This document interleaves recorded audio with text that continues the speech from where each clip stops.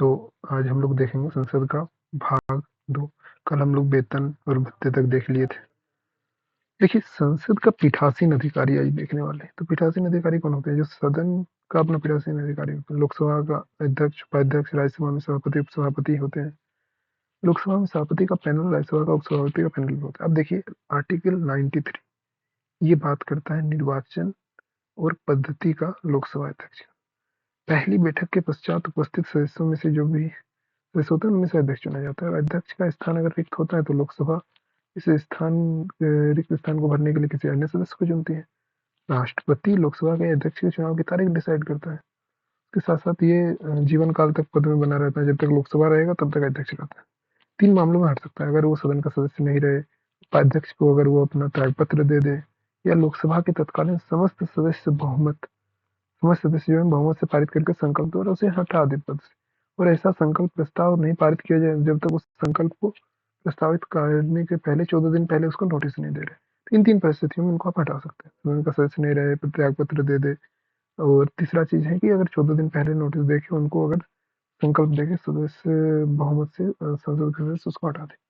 मतलब अगर हम लोग देखें तो अध्यक्ष में देखिए, आपको यहाँ दिखेगा कि अध्यक्ष को हटाने का जो भी हमारा संकल्प जो है ना विचाराधीन जब होता है तब पीठासीन वो नहीं होता है, ठीक है ना। उसे बोलने का अधिकार होता है, भाग लेने का अधिकार होता है, लेकिन एक सामान्य सांसद के पास उसको मत वो पहले मतलब ऐसी स्थिति में उसे मत देने का अधिकार होगा कि हाँ मत दीजिए, आप पक्ष में या विपक्ष। लेकिन अगर फाइनल मत हो गया, मत बराबर हो गया, तब आप निर्णायक मत नहीं दे सकते। ये आपको हटाने की बात है ना, जाहिर सी बात है। अब देखिए, यह ध्यान देने की बात है कि लोकसभा जब विघटित हो जाती है तो अध्यक्ष अपना पद नहीं छोड़ता है और वो नई लोकसभा की बैठक तक अपना पद धारण करता है। तो ये बात इसमें, अध्यक्ष लोकसभा वो उसके प्रतिनिधि का मुखिया होता है, ठीक है। उसमें संसद के शक्तियों और विशेषाधिकार का अभिभावक होता है। वो सदस्य की शक्ति और विशेषाधिकार का अभिभावक होता है। सदन का मुख्य प्रवक्ता होता है, प्रवक्ता होता है। सभी संसदीय मसलों में उसका निर्णय अंतिम होता है। लोकसभा का पीठासीन अधिकारी से बढ़कर उसका शक्ति होता है। अध्यक्ष के पास असीम और महत्वपूर्ण जिम्मेवारी होता है: सदन के अंदर सम्मान बनाए रखना, उच्च प्रतिष्ठा और सर्वोच्च अधिकार का उपभोग वो करता है। सम्मान, उच्च प्रतिष्ठा और सर्वोच्च अधिकार सदन के अंदर कौन? लोकसभा अध्यक्ष प्राप्त करता है। 3 स्रोतों से शक्ति प्राप्त करता है: संविधान से, लोकसभा की प्रक्रिया और कार्य संचालन नियम से, तीसरा भी है संसदीय परंपरा से। तो ये सारा चीज उसकी शक्ति प्राप्त करने के स्रोत हो गए। अब शक्ति या कर्तव्य क्या है? सबसे पहले देखिए, सदन की कार्यवाही व संचालन के लिए नियम और विधि का आप निर्माण कीजिए, ये आपका पहला कर्तव्य है और इसमें आपका ही निर्णय अंतिम होगा। संसद के भीतर भारत के संविधान, लोकसभा की प्रक्रिया, कार्य संचालन नियम, संसदीय पूर्वाधारण जो है उसका अंतिम व्याख्याकार भी आप रहेंगे। गणपूर्ति के अभाव में आप सदन को स्थगित कर रहे हैं, क्योंकि गणपति सदन से खा के जो 10वां भाग होता नहीं है, तो स्थगित कर दीजिए। अ, अब पहले तो आप मत नहीं दे सकते, लेकिन आप निर्णायक मत दे सकते जब मत बराबरी की स्थिति आ जाए। किसी मुद्दे में समान अगर हो गया विभाजित दोनों प्रकार से दो पक्ष में, तो आप निर्णायक मत दे दीजिए, फिर गतिरोध समाप्त हो जाए। सदन में आप क्या है ना, दोनों सदनों का संयुक्त बैठक का अध्यक्षता कर सकते हैं, जिसको राष्ट्रपति बुलाता है। तो ये सारा चीज कुछ हम लोग देख रहे हैं नियम है। उसका मतलब उसका एक अधिकार है, शक्ति है। सबसे पहले वो कार्यवाही संचालन के नियम विधि देख लिए, 3 जहाँ से वो स्रोत प्राप्त कर रहा है शक्ति, उसका व्याख्याकार, संविधान, प्रक्रिया संचालन नियम, पूर्वोदाहरण का, गणपूर्ति के अभाव में संसद स्थगन, मत निर्णायक मत बराबरी पर संयुक्त बैठक की अध्यक्षता। उसके साथ साथ आप देख रहे हैं गुप्त बैठक बुला सकता है सदन के नेता अगर आग्रह करे तो। और गुप्त बैठक अगर जब होती है तो अनजान व्यक्ति को उसमें अनुमति नहीं होती जाने का। अध्यक्ष जब अनुमति देता है तभी जा सकता है। अध्यक्ष को बताता है कि कौन सा विधेयक धन विधेयक है या नहीं, उसका निर्णय अंतिम होता है। राज्यसभा में उसकी सिफारिश और राष्ट्रपति की सहमति के लिए भेजा जाने वाला विधेयक अध्यक्ष, अगर कोई भी चीज राज्यसभा के लिए सिफारिश के लिए भेजा जाता है या राष्ट्रपति की सहमति के लिए वो विधेयक को, तो उसके पहले ये सत्यापित किया जाता है लोकसभा अध्यक्ष द्वारा कि वो धर्म विधेयक है या नहीं। इस प्रकार 10वीं अनुसूची में दल विदल उपबंध है, उसके अधीन लोकसभा का कौन सदस्य निरहर है कि नहीं, उसका निपटारा कौन करता है? अध्यक्ष करता है। 1992 में सुप्रीम कोर्ट ने बोला कि नहीं, इसमें हम न्यायपालिका में इस चीज को अध्यक्ष आपके निर्णय को हम चुनौती देंगे, तो न्यायिक समीक्षा। संसदीय समूह जो होता है, भारत का संसदीय समूह, उसका पदेन वो सभापति होता है। अब ये क्या होता है? तो संसदीय समूह भारतीय संसद और विश्व के विभिन्न संसद के बीच एक कड़ी का काम करता है। इंडियन पार्लियामेंट्री फोरम, इसको आगे डिटेल में देखेंगे। विधायी निकायों में पीठासीन अधिकारियों का सम्मेलन जो होता है, जितने भी देश के विधायी निकाय, जितने भी असेंबली, उसके जो पीठासीन अधिकारी होंगे उनका सम्मेलन और उसके पदेन सभापति के रूप में काम करेंगे। लोकसभा वो कि सभी संसदीय समितियों के सभापति की नियुक्ति भी करेगा। जितने भी संसदीय समिति है उसका सभापति नियुक्त करेगा, उसके कार्यों को देखेगा। लेकिन वो 3 का सदस्य होता है, कार्य मंत्रणा समिति, नियम समिति और सामान्य परियोजना समिति। इसका 3 का अध्यक्ष वो खुद होता है।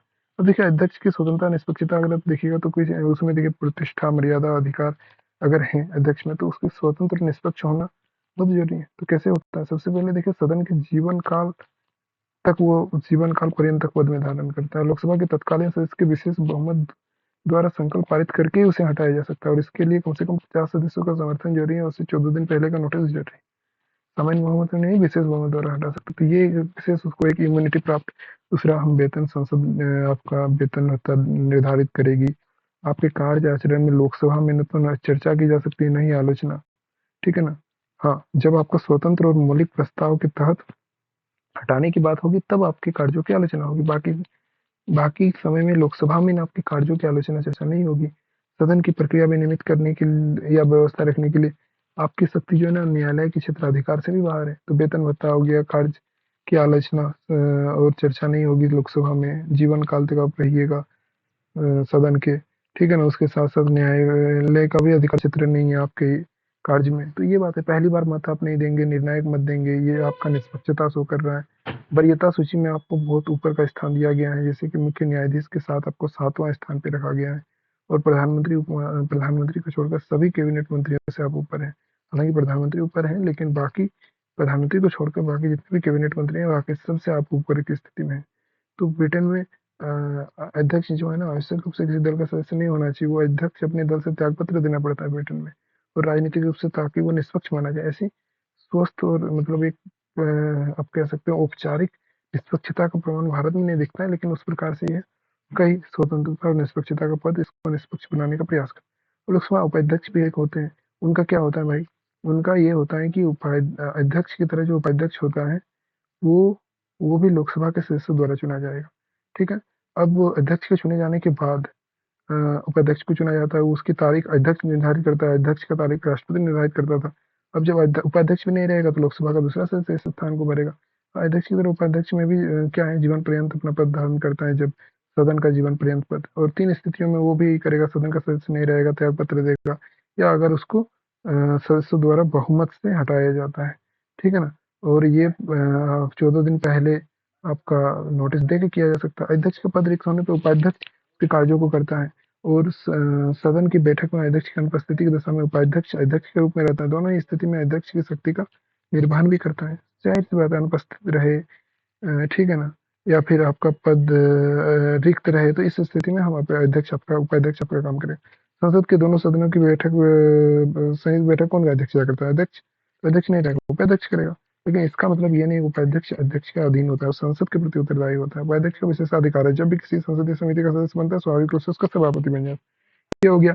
अध्यक्ष की तरह उपाध्यक्ष भी पीठासीन अधिकारी पहली बार होता है, तो वो पहली बार मत नहीं देगा, मत बराबरी पे में ही मत देगा। लेकिन जब उसको हटाने का ही होगा तो वो पीठासीन नहीं रहेगा, इसलिए उसको पहली बार मत देने का अधिकार रहेगा और संसद में उपस्थित होने का अधिकार रहेगा। लेकिन पहली बार मत दे सकता है, बाद में नहीं दे सकता। पीठासीन नहीं रहता है ना उस समय। अध्यक्ष सदन में पीठासीन होता है तो उपाध्यक्ष सदन के दूसरे सदस्यों की तरह काम करता है। तो अध्यक्ष पीठासीन है तो उपाध्यक्ष एक सामान्य एमपी की तरह है। सदन में बोलने, कार्यवाही में भाग लेने, किसी प्रश्न को मत देने का उसे अधिकार होता है उपाध्यक्ष का, स्वयं है, क्योंकि एमपी के रूप में है। उपाध्यक्ष संसद द्वारा निर्धारित किए वेतन और भत्ते का निर्धारित संचित निधि द्वारा देय होता है, वहीं उपाध्यक्ष का भी था।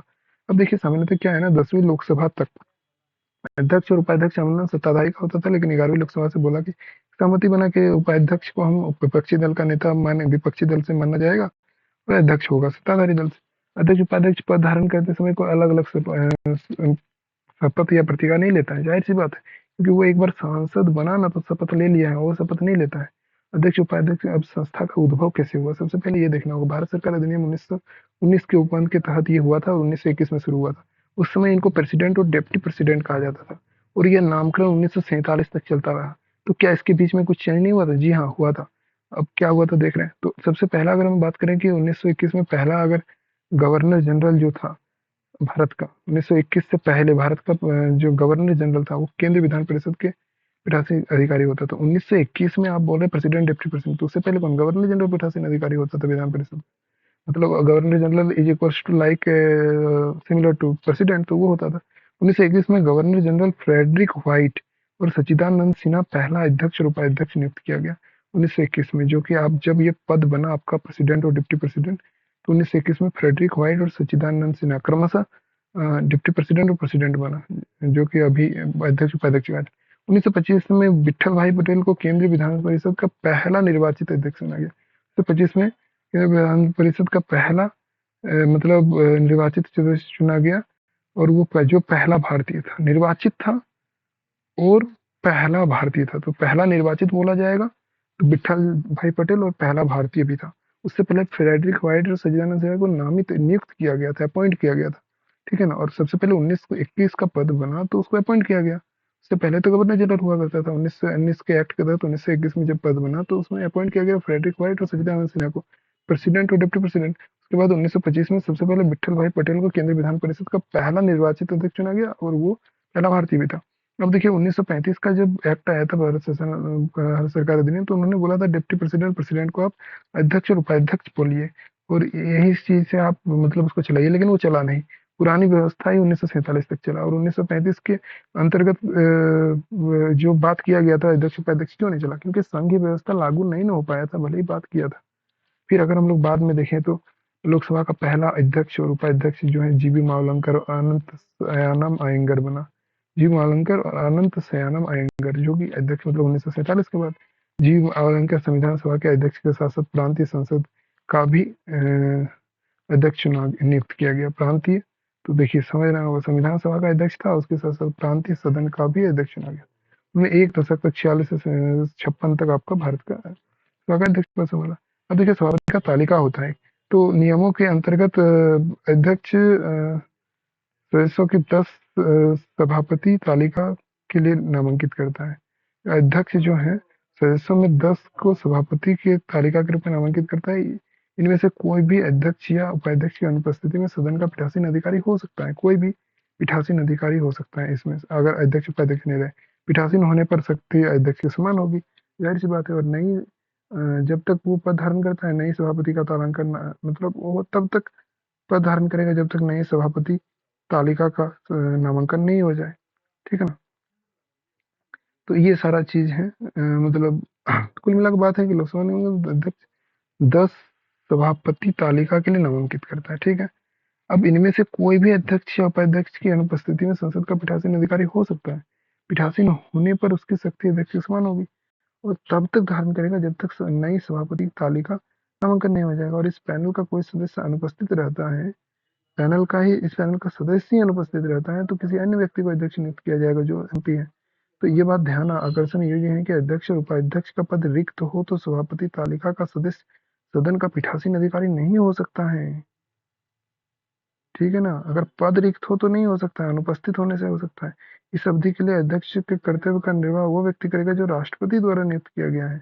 रिक्त पदों के लिए जितना जल्द हो सके चुनाव कराया जाएगा। रिक्त है तब चुनाव कराया जाएगा, लेकिन उस जगह पे राष्ट्रपति फिर उसको भरेगा। लेकिन अगर अनुपस्थित रहा तो तालिका में करता है। प्रोटेम स्पीकर होता है सामूहिक अध्यक्ष। वो देखिए संविधान व्यवस्था की पिछली लोकसभा के अध्यक्ष नई लोकसभा की पहली बैठक के ठीक पहले तक अपना पद में रहेगा, इसलिए राष्ट्रपति लोकसभा के सदस्य को सामूहिक अध्यक्ष नियुक्त करता है, लोकसभा के एक सदस्य को। तो फिर लोकसभा के वरिष्ठ सदस्य इसके लिए चुने जाते हैं। अब इसमें देखते हैं सामूहिक अध्यक्ष क्या होता है। सामूहिक अध्यक्ष बेसिकली स्थायी अध्यक्ष के समान इसको शक्ति मिलता है, और वो बेसिकली नई लोकसभा की पहली बैठक में पीठासीन अधिकारी होता है। नई लोकसभा अभी नया नया मान लीजिए लोकसभा चुना गया, उसमें होगा तो वो नए सदस्यों को शपथ दिलाता है, उसका मेन काम वही होता है।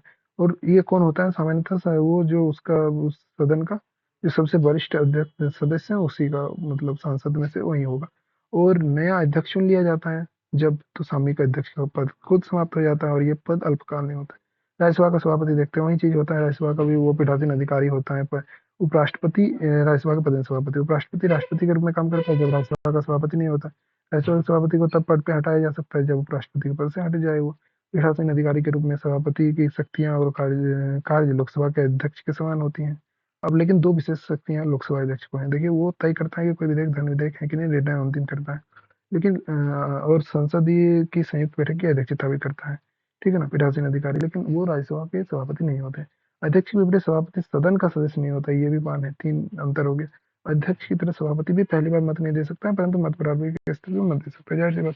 राष्ट्रपति का सभापति पद से हटाने का संकल्प विचाराधीन हो तो पीठासीन नहीं होगा। बता सकता है, बोल सकता है, मत नहीं दे सकता, पहली बार मत दे सकता है, ठीक है ना। उसे हटाने पर विचार का संकल्प जब विचाराधीन हो, तो अध्यक्ष की तरह सभापति का वेतन और वेतन भी संसद ही निर्धारित करता है।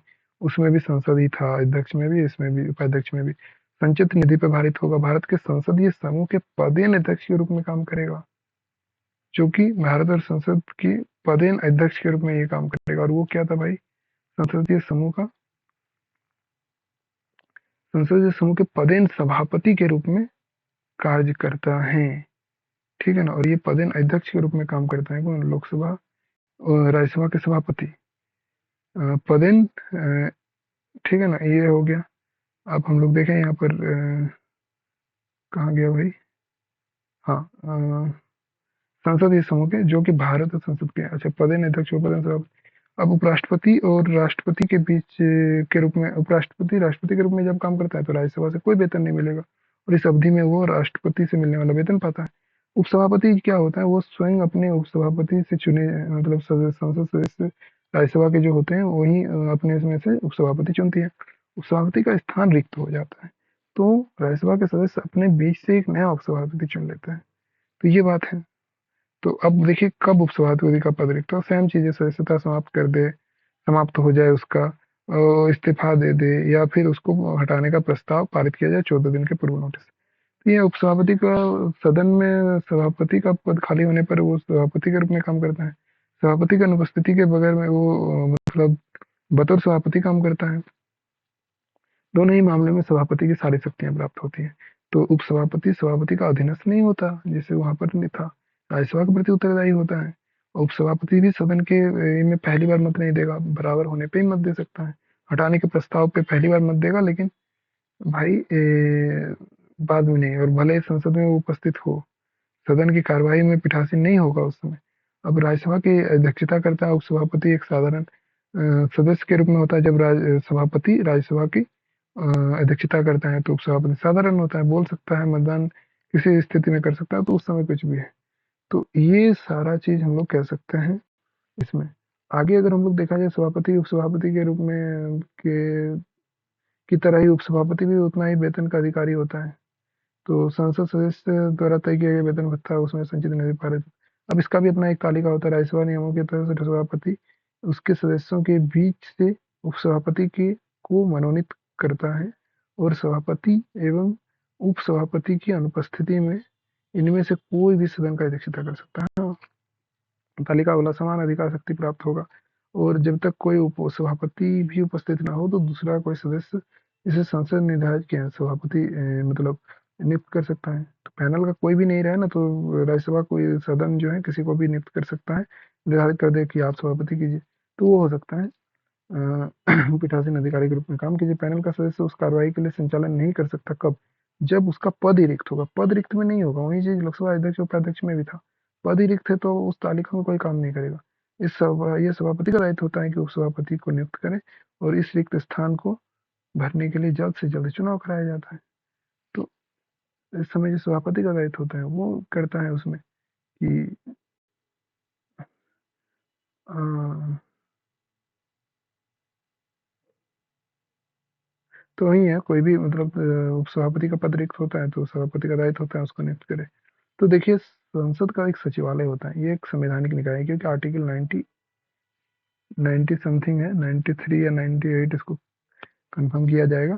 सदन के, देखिए, सदन का एक पृथक सचिवालय स्टाफ होता है। दोनों संसद के दोनों सदनों का सचिवालय स्टाफ होता है, और यद्यपि इनमें से कुछ पद दोनों सदनों के लिए समान है, भर्ती एवं सेवा सीधे संसद द्वारा किए जाएंगे।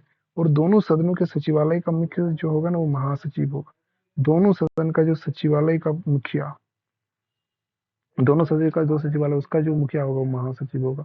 सचिवालय तो सबसे पहले देखिए दोनों का अलग अलग होगा, पृथक सचिवालय होगा लोकसभा राज्यसभा का। और इनमें से कुछ पद दोनों सदन के लिए समान है, कुछ पद समान है, कुछ पद डिफरेंट होगा। उसकी भर्ती सेवा संसद ही करेगी, कि कैसे भर्ती और करेंगे, उसकी सेवा शर्तें क्या होगी, वो संसद डिसाइड। लेकिन उस संसद के दोनों सदनों का सचिवालय का मुखिया जो होता है ना, वो महासचिव होता है, स्थायी अधिकारी होता है। उसकी नियुक्ति सदन का अधिकारी करता है। अब देखिए सदन में नेता, सदन के नेता कौन है? लोकसभा में सदन का नेता प्रधानमंत्री होता है, उसका मतलब लोकसभा सदस्य प्रधानमंत्री द्वारा सदन का नेता के रूप में, अगर वो लोकसभा सदस्य हैं या प्रधानमंत्री द्वारा मनोनीत कोई मंत्री जो लोकसभा का सदस्य हो, तो मतलब हो सकता है भाई। प्रधानमंत्री अगर राज्यसभा का हो तो वो लोकसभा का कोई सदस्य को सदन का नेता बना सकता है। राज्यसभा में भी सदन का नेता वो मंत्री होता है, और राज्यसभा का सदस्य जिसे प्रधानमंत्री मनोनीत करता है वो राज्यसभा के सदन का नेता हो गया। सदन की कार्यवाही के निष्पादन करने के लिए महत्वपूर्ण है, और उसे उपनेता मनोनीत करने का अधिकार, वो अपना उपनेता भी वह मनोनीत कर सकता है।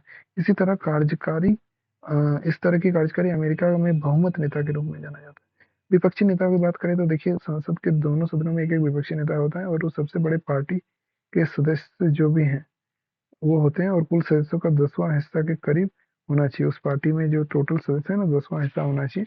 टोटल 545 का लगभग 54-55 सीट होना चाहिए, तब वो विपक्ष का नेता होगा। अभी विपक्ष का नेता कोई नहीं है, तो इसकी संख्या उसके पर ही उसके नेता को विपक्षी नेता कहा जाएगा, लीडर ऑफ अपोजिशन। मैंने तो संसदीय व्यवस्था में विपक्ष का नेता बहुत महत्वपूर्ण होता है, उसका सरकार के उचित कार्यों पर आलोचना करना, वैकल्पिक सरकार की व्यवस्था करना।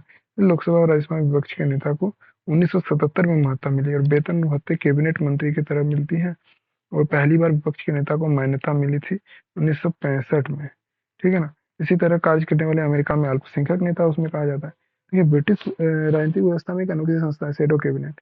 वहाँ विपक्षी दलों द्वारा सरकार के साथ ही करने के लिए इसे बनाया जाता है, और अपने सदस्यों को भविष्य के मंत्री के रूप में तैयार किया जाता है।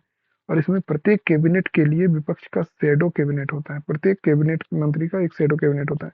और शैडो कैबिनेट सरकारी परिवर्तन होने पर, सरकार जब परिवर्तन हुआ तो वैकल्पिक कैबिनेट मुहैया कराता है वो, और अपना प्रतिभा, अपनी दक्षता को स्पष्ट करता है। आइवर जेनिंग्स ने विपक्ष के नेता को वैकल्पिक प्रधानमंत्री कहा है, और मंत्री के स्तर का होता है जिसे सरकार वेतन भी देती है। तो ये बात है। व्हिप एक होता है सदन के नेता और विपक्ष के नेता का पद संविधान में उल्लेखित नहीं है। यद्यपि सदन के नेता और विपक्ष के नेता का पद संविधान में उल्लेखित नहीं है, फिर भी सदन के नियम और संविधान संविधि में उल्लेखित किया गया है। सदन के नियम और संसद का जो एक्ट है उसमें विपक्ष का नेता सदन का नेता है। दूसरी ओर व्हिप एक ऐसा कार्यालय है उसमें न तो संविधान में न ही सदन के नियम और संसदीय संविधि में इसका उल्लेख है। संसद ही सरकार की परंपराओं पर आधारित होता है। अब देखिए प्रत्येक राजनीतिक दल चाहे वो सत्ता पक्ष का हो विपक्ष का, संसद में अपना व्हिप उसका होता है, ठीक है ना। संसद में अपना व्हिप होता है, और राजनीतिक दल द्वारा सदन के सहायक नेता के रूप में उसको नियुक्त किया जाता है। राजनीतिक दल जैसे अब बीजेपी हो गया, तो उसका जो सदन का सहायक नेता के रूप में उसको नियुक्त किया जाता है कि आप सहायक नेता। उसकी जिम्मेवारी सिंपल होती है कि सारे अपने पार्टी के जितने भी नेता हैं उसको बड़ी संख्या में सदन में उपस्थित रखे, उसको बुलाए, और किसी भी मुद्दे के पक्ष या उसके खिलाफ पार्टी का सहयोग करने का उसमें सहयोग भी करे। उस पार्टी के जो भी मेंबर्स हैं उसको बोला जाता है व्हिप के द्वारा। संसद के सदस्य को व्यवहार, उसके जो व्यवहार है उस पर वो नजर रखता है व्हिप, और सदस्यों के लिए माना जाता है कि व्हिप के निर्देशों का पालन करेगा, अन्यथा अनुशासनात्मक कार्रवाई की जा सकती है। अब देखिए सत्र होता है, सदन का सत्र होता है, सदन आहूत करना, सभा में उपस्थित होने का जो आदेश है को आहूत करना बोला जाता है। तो संसद के प्रत्येक सदन को राष्ट्रपति समय समय पर समन जारी करता है, लेकिन संसद के दोनों सदनों के बीच अधिकतम अंतराल 6 माह से ज्यादा नहीं होना चाहिए। दूसरे शब्दों में संसद में कम से कम वर्ष में 2 बार तो मिलना चाहिए संसद में। तो यहाँ पर जब भी कहीं, जब भी जहां भी वो आवश्यक समझे राष्ट्रपति आहूत कर सकता है। अब इसमें 3 सत्र होता है, ये आर्टिकल 85 के अंतर्गत है। और 3 सत्र होता है, बजट सत्र फरवरी मार्च अप्रैल मई, ये 4 महीना का होता है। दूसरा मानसून सत्र जुलाई अगस्त सितंबर, 3 महीना। शीतकालीन सत्र नवंबर दिसंबर। तो बजट, मानसून और शीतकालीन सत्र क्रमशः इसका जो है टाइम घटते जाता है। संसद का सत्र प्रथम बैठक से लेकर सत्रावसान के मध्य की समय अवधि है। तो जब प्रथम बैठक हुआ उससे लेकर जब सत्रावसान होता है वो, तो उसके बीच सत्र कहते हैं। सत्र के दौरान कार्यों का संचालन के लिए प्रत्येक दिन आहूत होता है, प्रत्येक दिन सत्र को आहूत किया जाता है, बुलाया जाता है। सत्रावसान और दूसरे, अब अवकाश किसको बोलते हैं? जब सत्रावसान हुआ और दूसरा सत्र का जब प्रारंभ होगा, जैसे कि अभी मान लेते हैं कि सितंबर को खत्म होगा मानसून सत्र, फिर नवंबर से शुरू होगा शीतकालीन सत्र, तो इसके बीच सितंबर से नवंबर के बीच का समय उसका अवकाश कहेंगे। इस तरह क्या होता है, देखिए संसद के सत्र में काफी बैठकें होती हैं। एक सत्र में काफी बैठकें, क्योंकि आप देखिए 4 महीना, 3 महीना, 2 महीना का सत्र है, तो कभी बैठक होंगी, और प्रत्येक बैठक में 2 सत्र होते हैं। सबसे 2 सत्र मतलब 2 बार, 11 से 1 बजे तक एक बार बैठेंगे, एक बार 2 से 6 बजे तक बैठेंगे। और संसद की बैठक को स्थगन या अनिश्चित काल के लिए स्थगन या सत्रावसान या विघटन द्वारा समाप्त। अब वो सत्र हो गया, मतलब उसमें काम हो रहा है, सदन का बैठक हो रहा है, काम हो रहा है, चल रहा है, उसको हम कैसे समाप्त करेंगे? तो सबसे पहले स्थगन कीजिए, अनिश्चित काल के लिए स्थगन कर लीजिए, सत्रावसान कर दीजिए, विघटन कर दीजिए। लोकसभा का अगर मामला है तो विघटन कर दीजिए, तब राज्यसभा में नहीं होगा विघटन। तो इस मामले में आप संसद के सत्र को ही समाप्त कर सकते हैं। स्थगन द्वारा बैठक के कार्य को कुछ अनिश्चित समय के लिए, कुछ घंटे, कुछ दिन, कुछ सप्ताह के लिए हो सकता है, आप निलंबित कर सकते हैं। तो अनिश्चित काल के लिए स्थगन क्या होता है? तो ये स्थगन का बात ये हो गया कुल मिला के। अनिश्चित काल के लिए स्थगन का अभिप्राय है सदन को अनिश्चित काल के लिए स्थगित कर दिया जाना। दूसरे शब्दों में, जब जब सदन को बिना ये बताए स्थगित कर दिया जाता है कि अब उसे किस दिन आहूत किया जाएगा, तो अनिश्चित काल के लिए स्थगन करते हैं।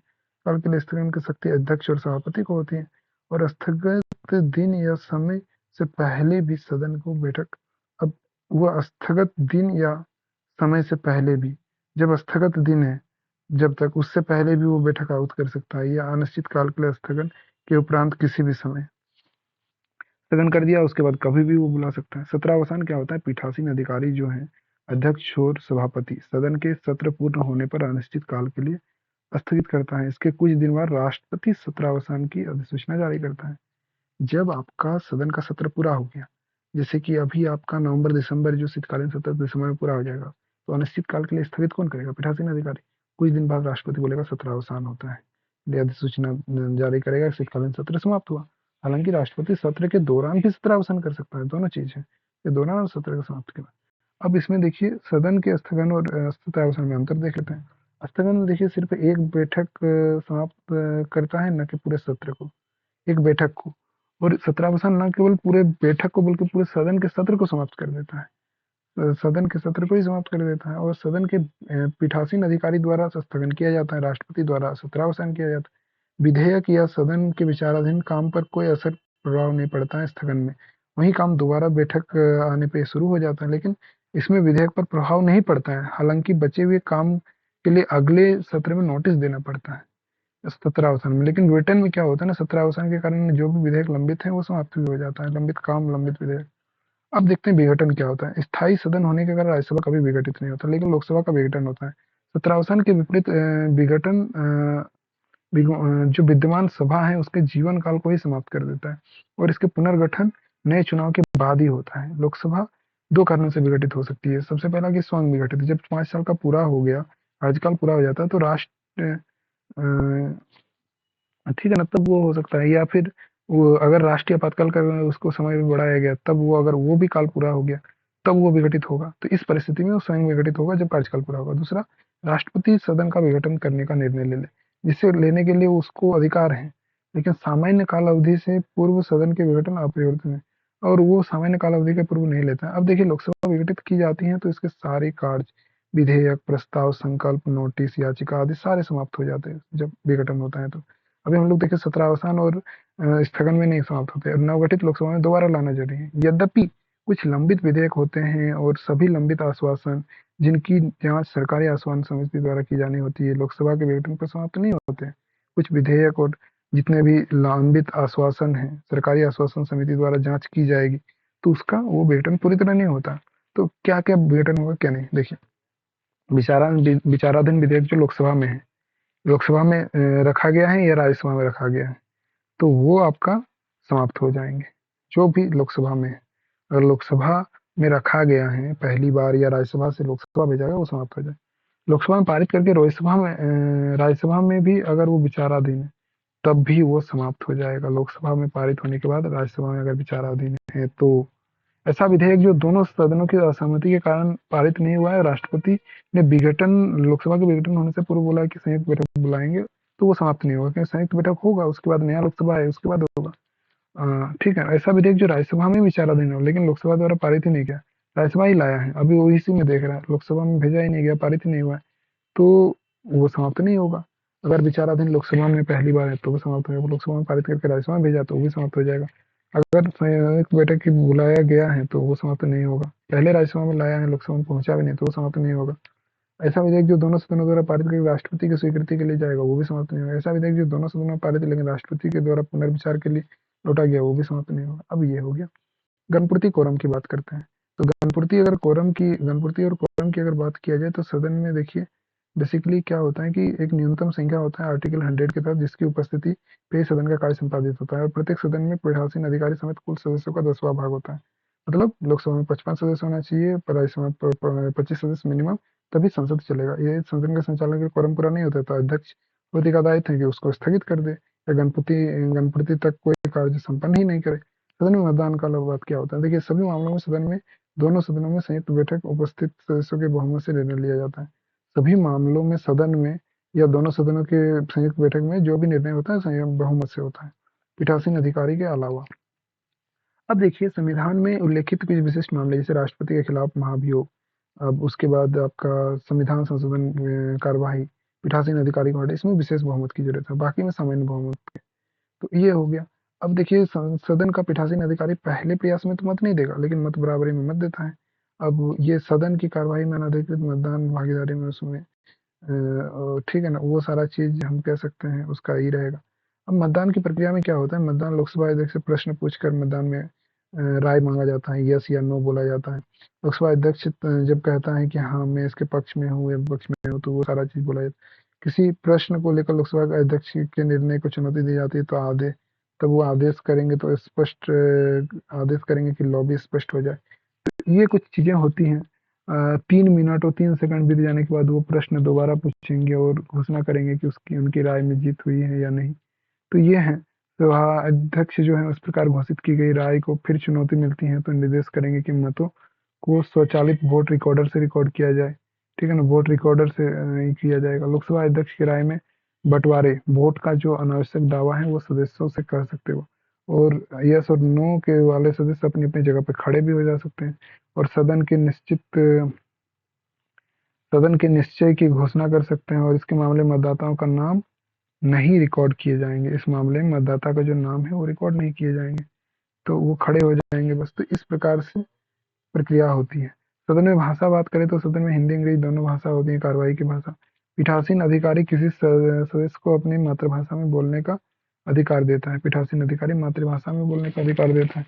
दोनों सदनों में समांतर रूप में अनुवाद की भाषा है, तथापि यह व्यवस्था की गई है कि संविधान लागू होने के 15 वर्षों के बाद इंग्लिश समाप्त हो जाएगी।